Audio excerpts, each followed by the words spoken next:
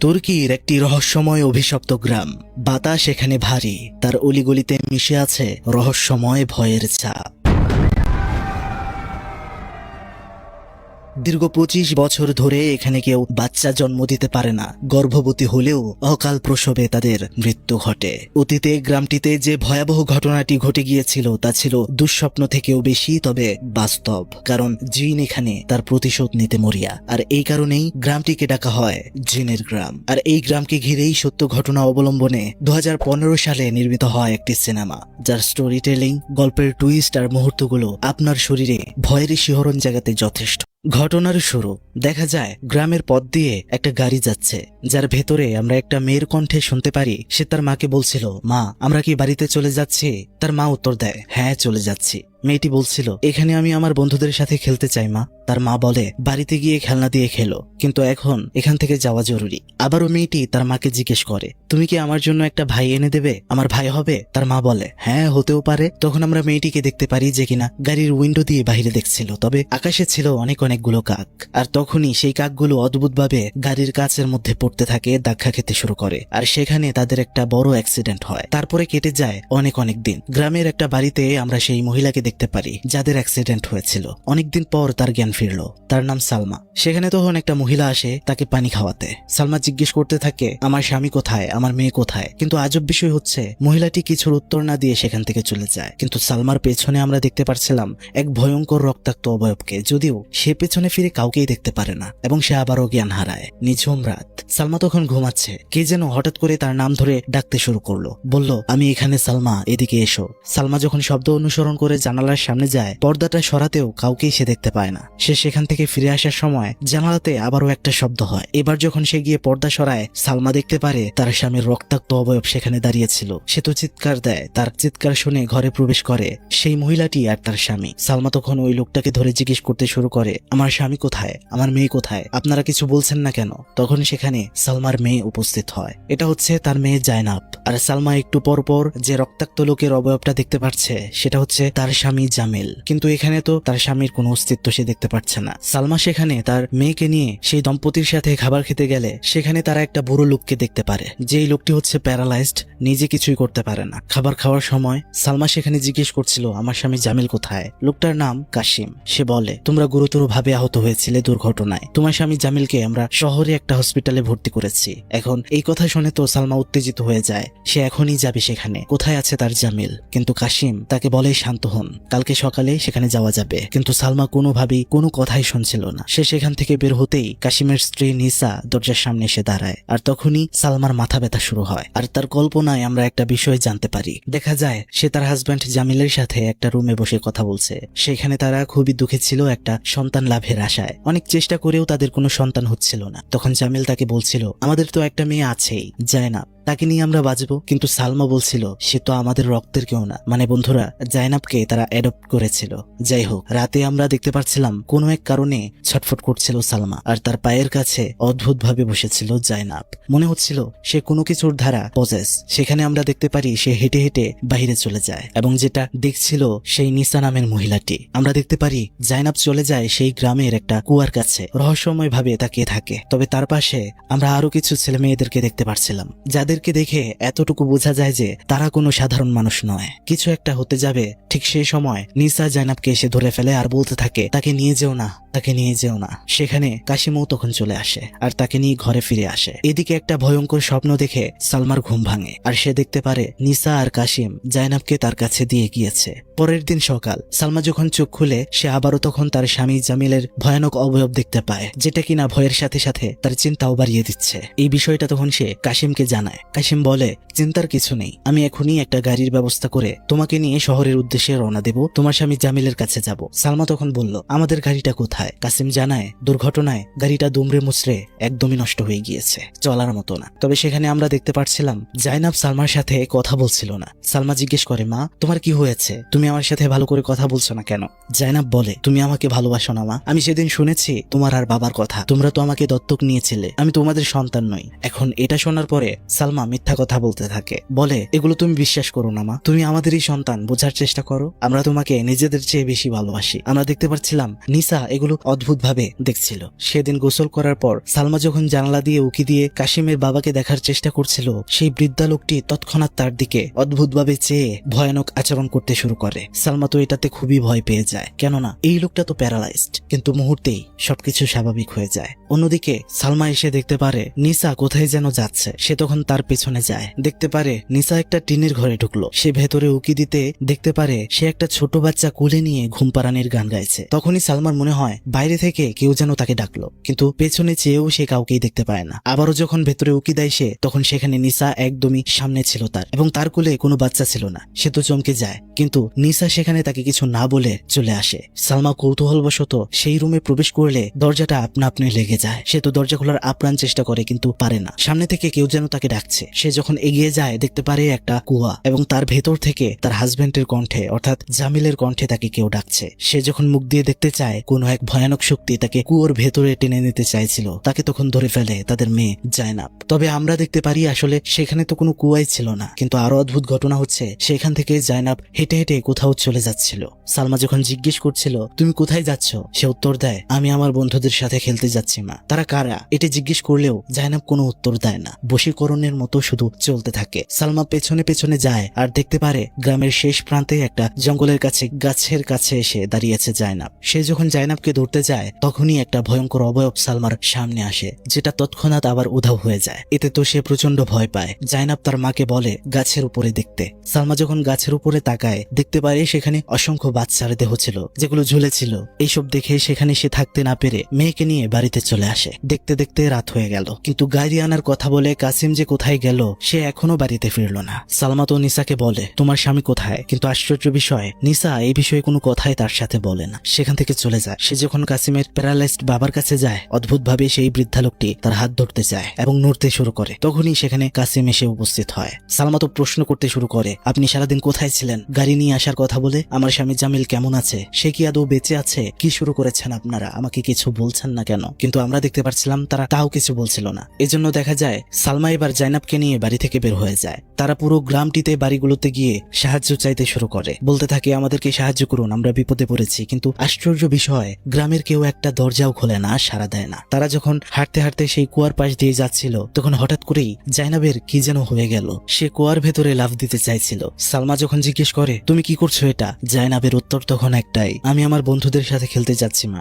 সালমা যখন জিজ্ঞেস করে তোমার বন্ধুরা কোথায়, সে উত্তর দেয় এই তো তারা কুয়োর ভেতরে। তখন জাইনাব সালমাকে পেছনে হাত দিয়ে ইশারা করলো। সালমা যখন পেছনে চায় কিছু সে দেখতে পারে না, যখন আবার সামনে চায় দেখতে পারে তার রক্তাক্ত স্বামীর অবয়ব, যেটা দেখে সে একটা চিৎকারই দেয়। সেই সাথে সবকিছুই স্বাভাবিক হয়ে যায়। কিন্তু জাইনাব কোথায় গেল, সে কি কুয়াতে পড়ে গেল?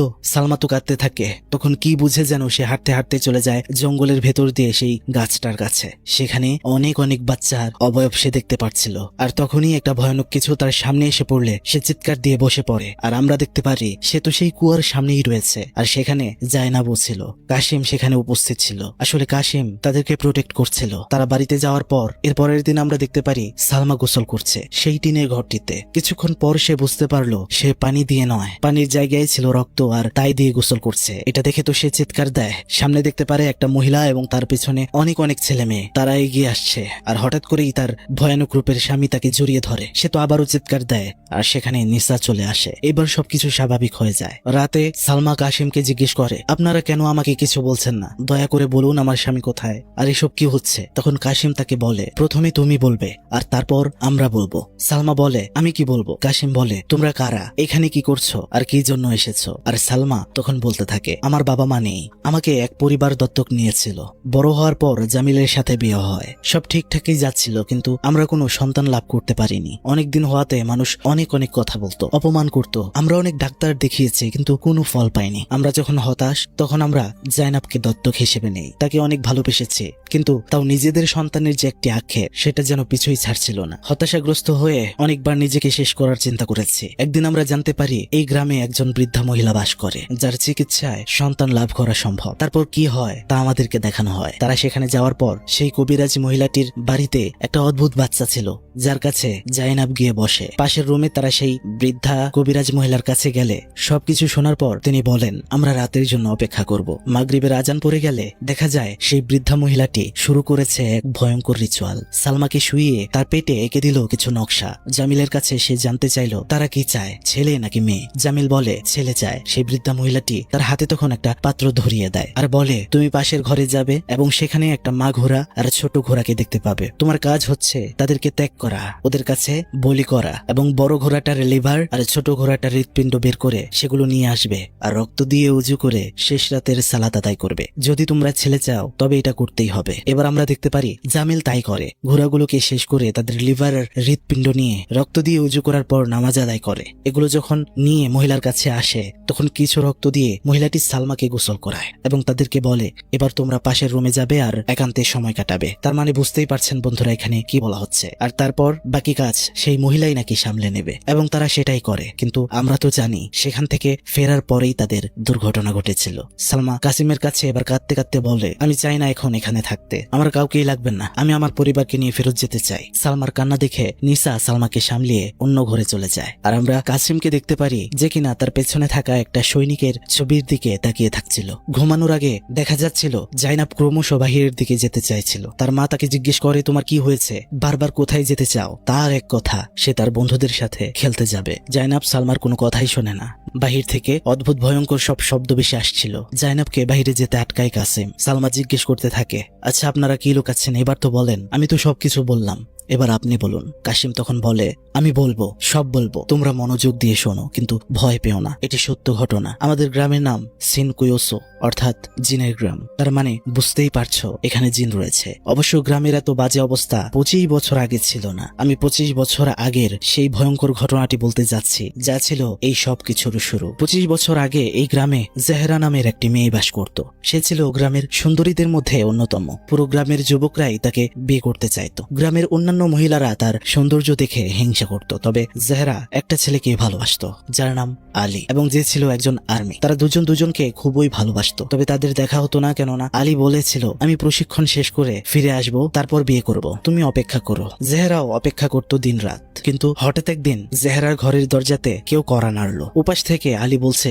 জেহরা দরজা খোলো, আমি আলী তোমার জন্য এসেছি। কিন্তু জেহরা ভয় পাচ্ছিল, কেননা এরকম সময় তো আলী আসার কথা নয়। কিন্তু কি আর করা, ভালোবাসার মানুষ এত রাতে ডাকছে, দরজা না খুলে কি পারা যায়? দরজা খোলার পর অবশ্য দরজার সামনে কেউ ছিল না, কিন্তু একটু সামনে গিয়ে আলীর নাম ধরে ডাকতেই সে অন্ধকার থেকে বের হয়ে আসে এবং তারা দুজন মিলিত হয়। কতদিন পর একজন আরেকজনকে দেখতে পেল। তারা চলে যায় গ্রামের পাশে একটি জঙ্গলে। সেখানে একটা গাছের নিচে বসে গল্প করছিল। জেহরা জিজ্ঞেস করে তুমি তো ট্রেনিং এ ছিলে, কিভাবে আসলে?